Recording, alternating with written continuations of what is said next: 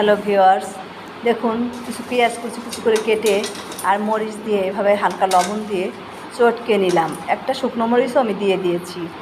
আর এখানে কিছু পুঁই শাকের পাতা আমি ভালো করে কুচিয়ে নিয়েছি। এখন হলুদ লবণ দিয়ে ভালো করে একটু চটকিয়ে মেখে নেব পাতাটাকে। শাকটা ভালো করে মেখে আগে যে পেঁয়াজটা আমি ভালো করে চটকে মেখে রেখেছিলাম, রাতের বেলা তো তাই ভিডিওটা অন্ধকার আসছে। দেখুন পেঁয়াজ আর পুঁই শাকটা দিয়ে আর দিলাম চালের গুঁড়ো দিয়ে সুন্দর করে চটকিয়ে চটকিয়ে ভালো করে আমি শক্ত হাতে কিন্তু মেখে নিতে হবে। অনেকগুলো চালের গুঁড়া পড়ে গিয়েছে, তাই আমি একটু উঠিয়ে নিলাম।